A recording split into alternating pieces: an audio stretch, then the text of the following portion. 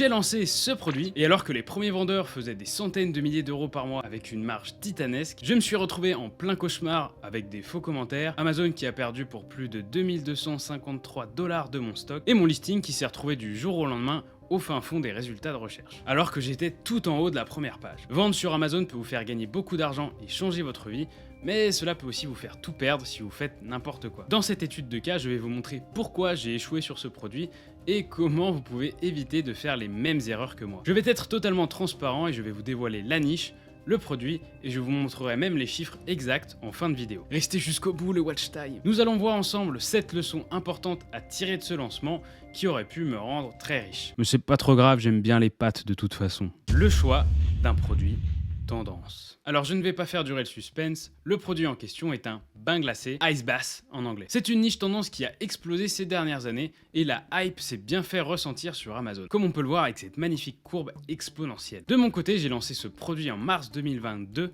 donc si vous regardez la courbe du volume de recherche, j'étais encore à peu près au début de la tendance, vu que le volume a plus que doublé par la suite. À ce moment-là, il y avait encore très peu de vendeurs présents, moins de 3 avec un produit similaire à celui-ci. Et à l'époque, la plupart essayaient de les vendre en ayant un marketing basé sur les bains chauds, ce qui n'était pas du tout cohérent par rapport aux recherches des utilisateurs, mais bon, ils s'en mettaient quand même plein les poches. Bref, pour en revenir à l'erreur, c'est qu'il faut distinguer deux types de niches sur Amazon. Les niches sous les radars, donc des produits peu connus avec une concurrence faible et un volume de recherche relativement prédictible. C'est le type de niche que j'avais privilégié jusque-là, car c'est plus facile, moins risqué et moins galère sur le long terme. De l'autre côté, on a les niches tendances, c'est-à-dire que la demande est en forte augmentation et que les volumes de recherche sont importants. Ce qui offre l'opportunité de faire de très gros chiffres si vous avez les reins solides. Le problème, c'est que oui, il faudra être bien préparé. Premièrement, il faudra être en mesure de scale et de pouvoir acheter de plus en plus de stock afin de pouvoir répondre à la demande grandissante. Ce qui demande une excellente gestion du cash flow et une trésorerie assez profonde pour pouvoir se le permettre,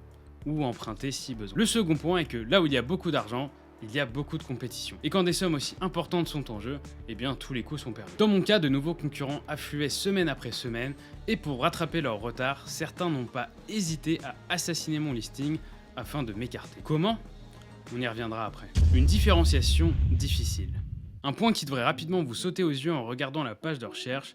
Oui, c'est ça, tous les produits se ressemblent fortement. Dans la plupart des cas, il y a uniquement le logo qui change ou la couleur du produit. Quand je suis arrivé sur le marché, il n'y avait qu'un seul compétiteur avec ce type de produit et ce n'était donc pas un red flag comme maintenant. Là où je n'ai pas assuré, c'est que j'aurais dû mettre plus de barrières à l'entrée. Si vous regardez mon produit, vous pouvez voir que j'ai essayé d'avoir un meilleur marketing avec un branding un peu sportif, agressif, et j'étais le seul à faire ça à l'époque. Également, j'ai aussi créé une offre en ajoutant un thermomètre en cadeau ainsi qu'un petit livret avec des exercices à faire en utilisant le produit. Dans une niche un peu sous les radars, cela aurait pu largement suffire. Mais dans un marché comme celui-là, il faut des atouts très solides sur du long terme pour pouvoir rester au top. Ou alors vous arrivez vraiment dans les premiers et vous utilisez l'argent généré pour continuer à améliorer votre produit, votre marketing et continuer à vous détacher de la masse. Le but est toujours de prendre le plus d'avance possible. Plus vous faites d'efforts sur votre différenciation, plus vos chances de survie augmentent. Alors que ce soit pour une niche tendance ou non, ne négligez pas cet aspect. C'est vraiment une étape cruciale. J'ai fait une vidéo où je rentre bien plus dans le détail sur les différents types de différenciation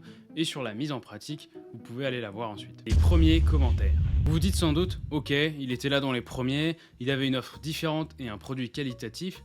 Bah, où est-ce que ça a merdé alors? C'est une très bonne question et je vais vous donner un autre élément de réponse ici. Contrôler votre note est un aspect crucial sur Amazon. Si vous descendez en dessous de 4, vous allumez un red flag dans le cerveau du consommateur. Et naturellement, il va chercher d'autres alternatives. Vous devez donc réussir à conserver une note correcte si vous ne voulez pas voir votre business mourir. Je sais que certains vont me dire, oui mais on va quand même pas tricher, non mais oh oh oh. Et honnêtement, j'aimerais que ce soit possible autrement. Mais imaginons que vous vendez un produit électronique peu complexe, mais avec quand même quelques étapes à suivre. Vous pouvez être sûr à 100% que certaines personnes vont faire n'importe quoi, ne pas suivre les instructions et renvoyer le produit en laissant une review négative. Malheureusement, si cela arrive au début de votre parcours lorsque vous n'avez quasiment aucune review, cela va vous plomber ou carrément vous tuer dans certains cas. Pour mon bain glacé, c'était le même principe, sauf que les commentaires étaient eux frauduleux. C'est-à-dire qu'une marque concurrente achetait mes produits pour pouvoir me faire baisser ma note et m'éliminer rapidement. Et il n'y allait pas de main morte les salauds. Le même jour, j'ai reçu 2 reviews 1 étoile et ma note a chuté à 2,5 vu que je n'avais pas beaucoup de commentaires. Attends, 2 reviews 1 étoile le même jour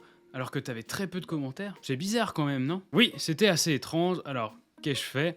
Je suis allé voir sur les listings de concurrents et surprise, que vois-je? La même personne laisse des reviews négatives sur des produits très similaires aux miens. À ce moment-là, j'ai su que les reviews étaient bidons. Et ce n'étaient pas des reviews de bisounours, hein. Il y en avait une où le mec disait carrément que le produit avait fui sur son parquet tout neuf et qu'il allait devoir le refaire complètement. Oui, en plus ils sont créatifs, hein. Contacter Amazon à ce sujet ne sert à rien et ils ne vous aideront pas. J'avais pris contact avec mon fournisseur et il m'avait expliqué que je n'étais pas le seul de ses clients à se plaindre de ce problème, mais qu'en gros il n'y avait aucune solution. Ah bah merci. C'est à ce moment-là que j'ai dû trouver des moyens de pouvoir remonter ma note. Je suis donc allé sur Reddit et j'ai proposé d'offrir mon produit à différentes personnes en échange d'un feedback et d'une review honnête sur Amazon. Car leur feedback pouvait aussi m'aider à améliorer le produit ou ajouter d'autres éléments par la suite. Cependant, même en faisant ça, j'avais du mal à remonter ma note car ils continuaient à m'attaquer et je n'avais pas autant de budget qu'eux. Comme je vous ai dit, avec une note inférieure à 4, ça commence à être difficile et petit à petit mes ventes chutaient et mon ranking avec. À tel point que ma note était proche de 2, alors j'ai dû baisser mes prix comme un fou afin de pouvoir écouler le stock restant. Finalement, on peut voir maintenant que ma note est redevenue correcte car Amazon a supprimé une partie des commentaires frauduleux. Mais bon, cela a pris des mois et le mal était déjà fait. Donc si vous devez retenir quelque chose de ce point, c'est que vous devez être en mesure de contrôler votre note,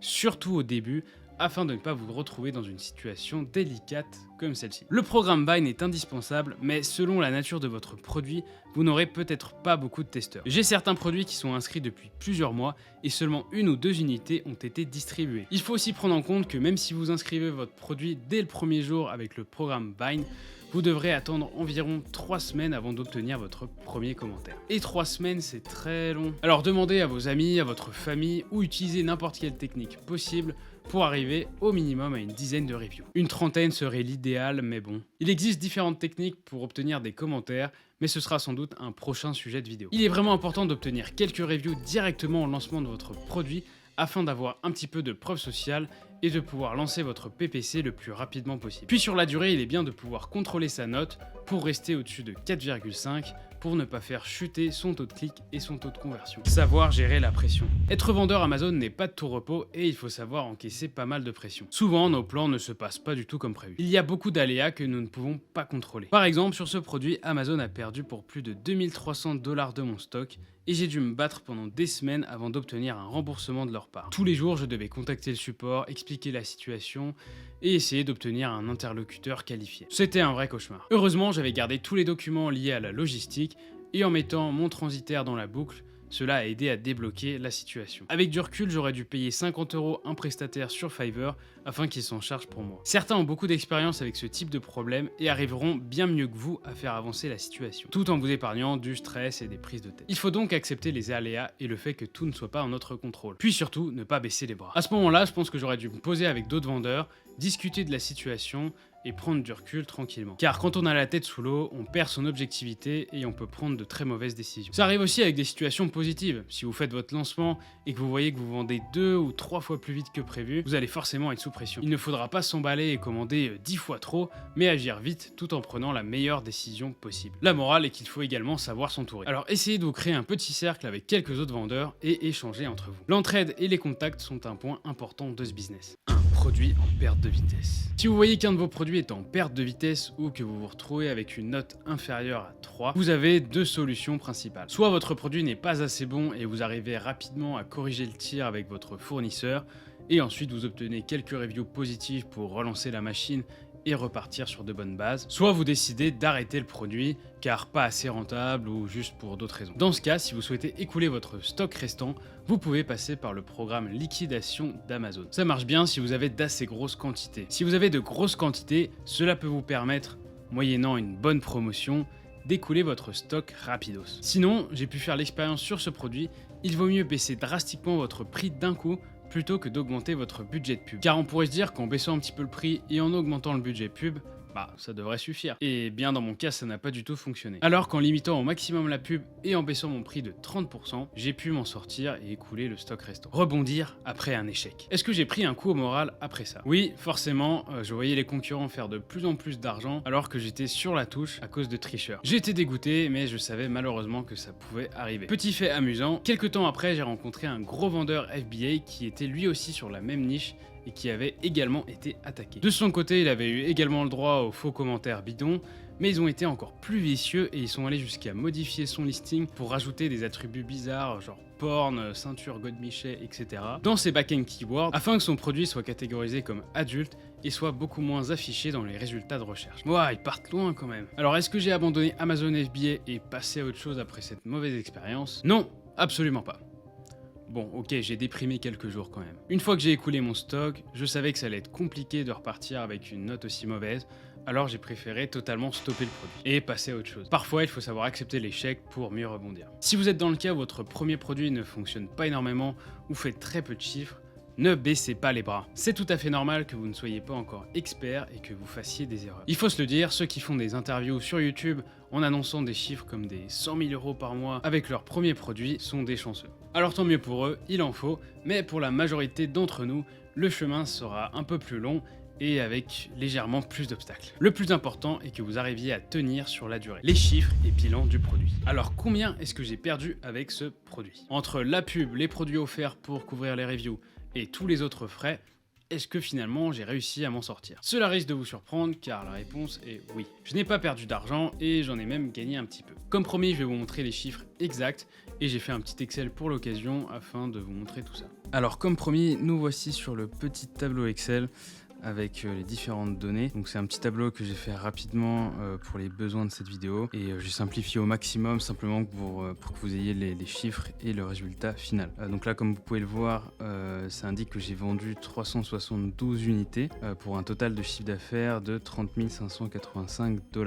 Donc ça c'est le gross revenue et ensuite en dessous on a le net revenue qui est de 27 576. Quelle est la différence? Simplement sur le chiffre du dessous, donc le 27 000, c'est qu'on a retranché les remboursements clients, donc quand il y avait des refunds. On a enlevé aussi toutes les discounts, les coupons et les promotions.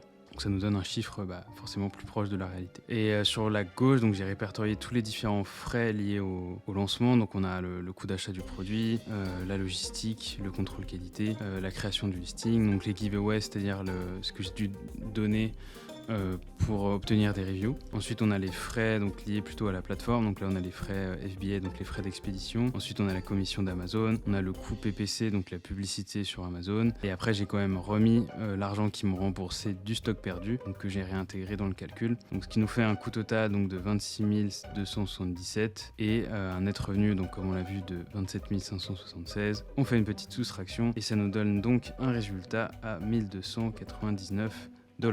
Tout est en USD là. Donc voilà, ça vous donne une idée à peu près de ce qui me reste à la fin de cette opération.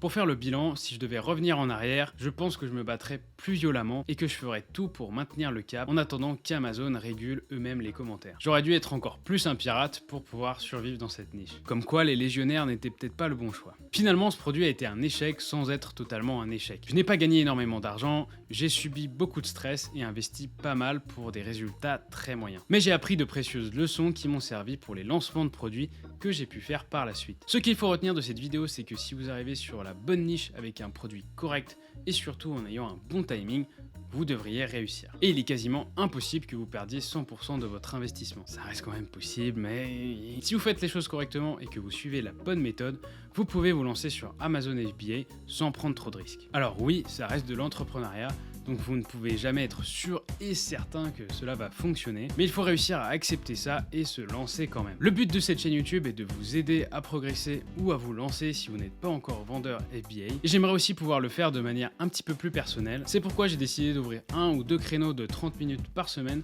pour vous coacher gratuitement. Si ça vous intéresse, le lien est dans la description, et s'il n'y a plus de place, eh bien envoyez-moi un email et je vous mettrai sur la liste d'attente. C'est tout pour cette fois, cassez-vous.